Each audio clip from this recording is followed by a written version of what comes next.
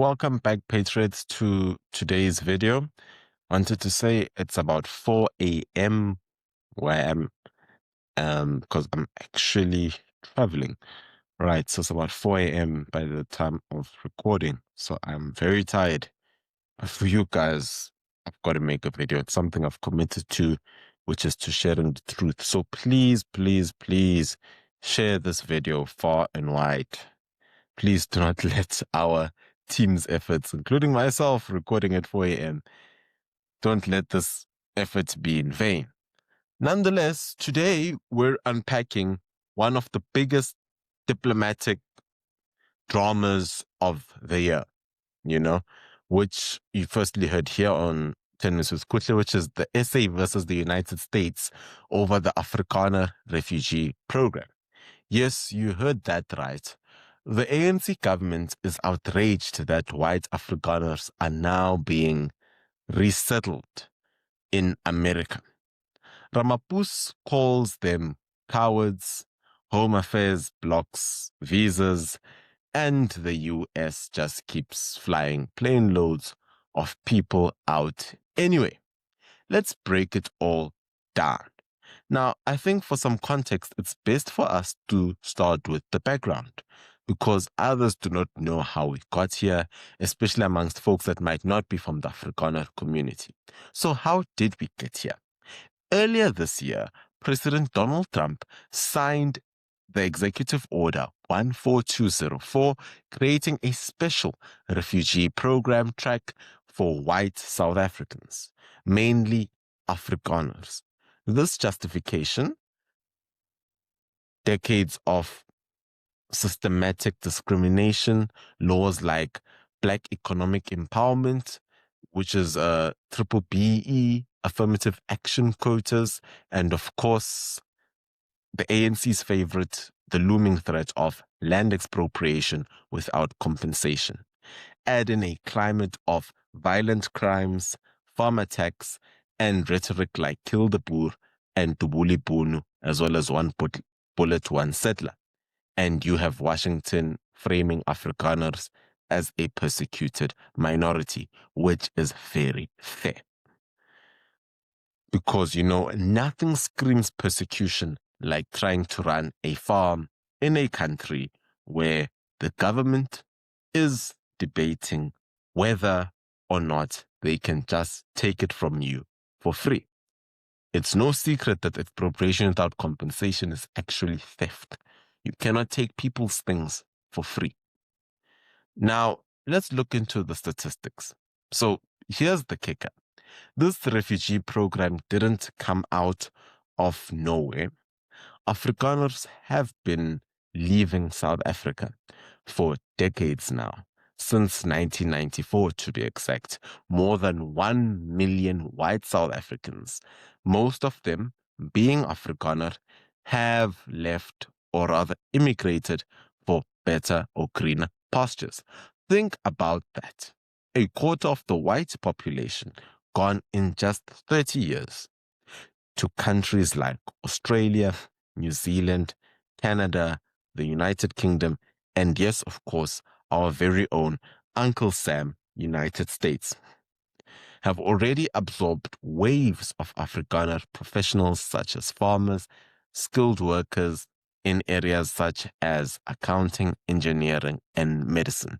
Australia's Department of Immigration revealed that South Africans were among the top 5 source countries for skilled migration visas. In Canada, Afrikaners have formed entire farming communities in provinces such as Saskatchewan, and let's not forget the thousands who moved to Namibia after independence. The truth is, Afrikaners have been voting with their feet for decades. The refugee program just formalizes what was already happening quietly. Now, just, but sure, Cyril they're just cowards. That's what Cyril says. Cyril calls Afrikaners cowards. 1 million cowards who took their skills, taxes, and businesses with them, leaving you with Eskom and potholes. You know, the funny thing is Cyril calls Afrikaners cowards when a large chunk of his tax revenue comes from Afrikaners. This year, the process went official, you know. In May, 49 Afrikaners boarded a U.S. government chartered plane and landed in Texas to American flags and speeches about freedom. I know some argue it's 59. I've heard it before. By July, about 90 have been resettled. Reports suggest as many as 50,000 Afrikaners are actually interested and actually qualify under the program. Applications skyrocketed after Trump's announcement.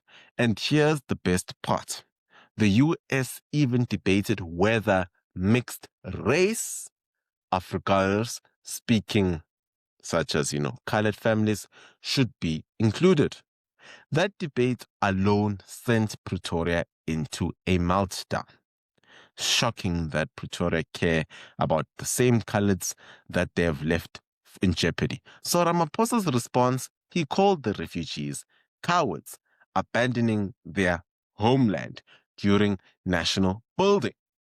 Translation is, how dare you leave before we finish bleeding you dry? We still need to collect more taxes from you.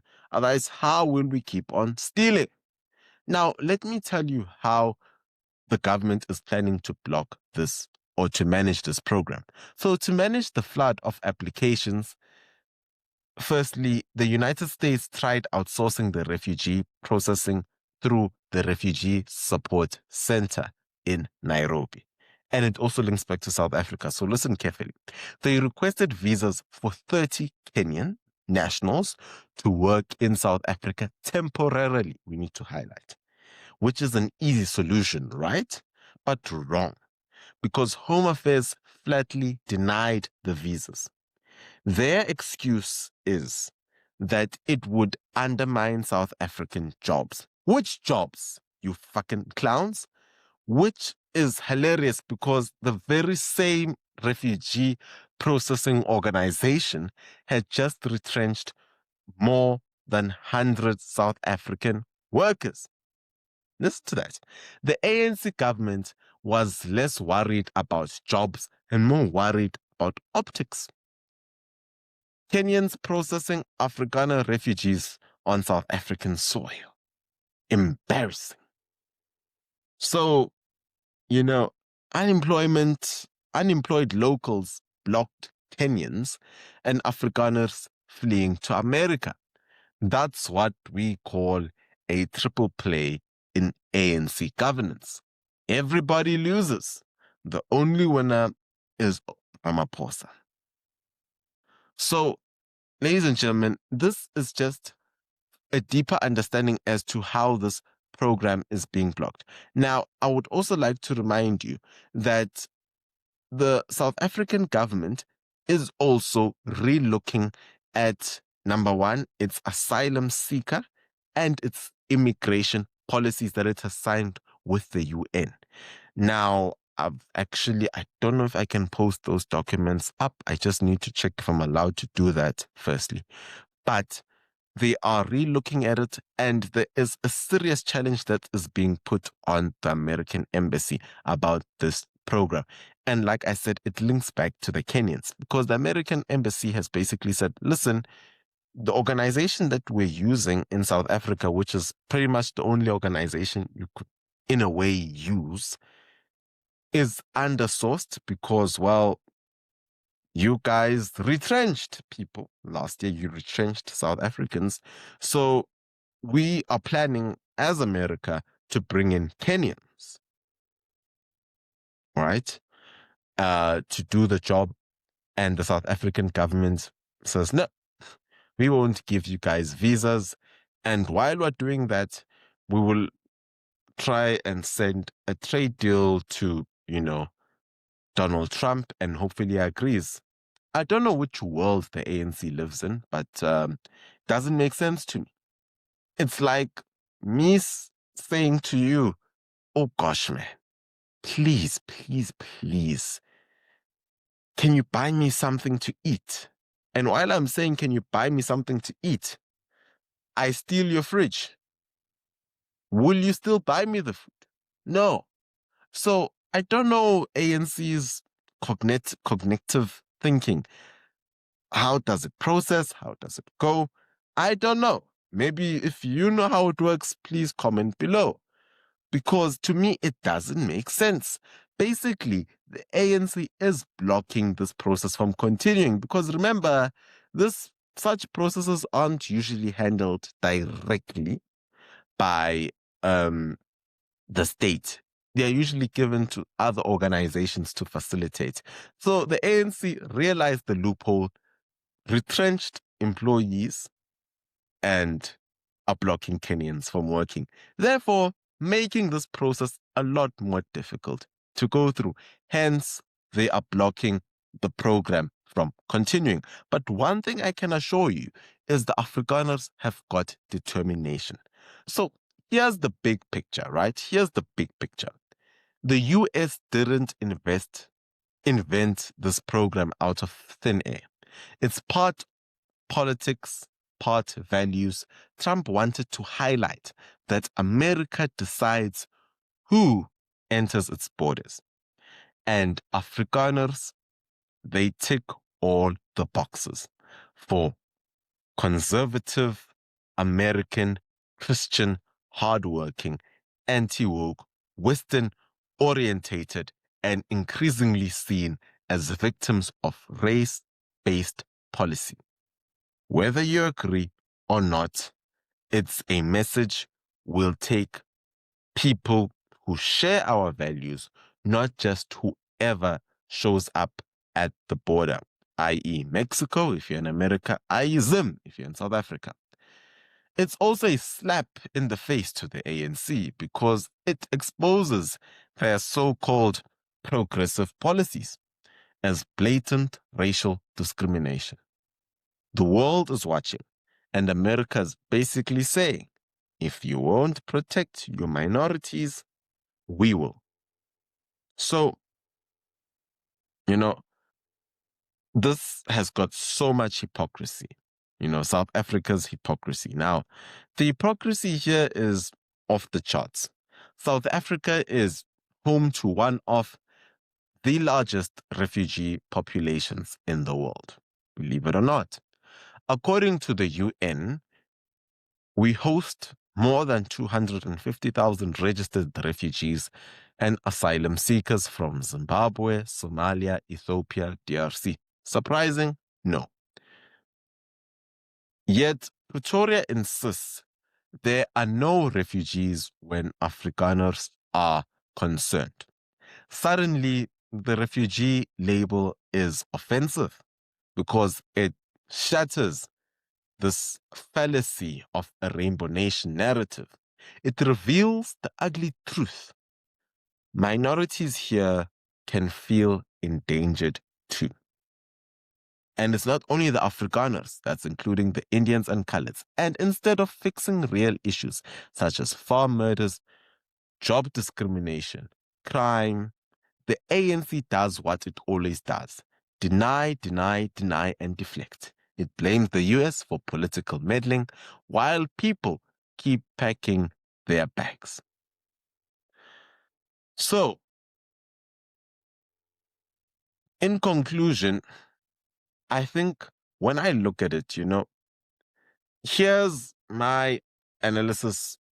The Afrikaner Refugee Program is proof that the ANC has failed. You can call it propaganda, you can call it politics, but 1 million people have already left since 1994. Now, America has turned into an official pathway. That's not just brain drain. That's an indictment of a government that drove out some of its most skilled citizens. Doctors, engineers, farmers, all gone. So, but hey, at least, we've still got pothole repairs, tenders going to friends and comrades. So, ladies and gentlemen, that's South Africa. So here's where we stand as we speak. Afrikaners are leaving in droves. America's rolling out the red carpet. Kenya got dragged in and slapped away. And South Africa still in denial. Ramaphosa can shout, but he can't stop people from leaving. And the world sees it for what it is, a failed government trying to hide its mess behind slogans.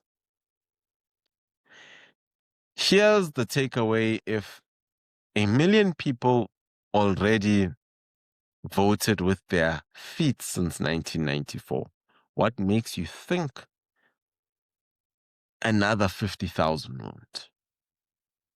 Ramaphosa can block visas, but he can't block reality. And that reality is simple. When people don't feel safe, they leave. And America, not the ANC, is the one opening the door.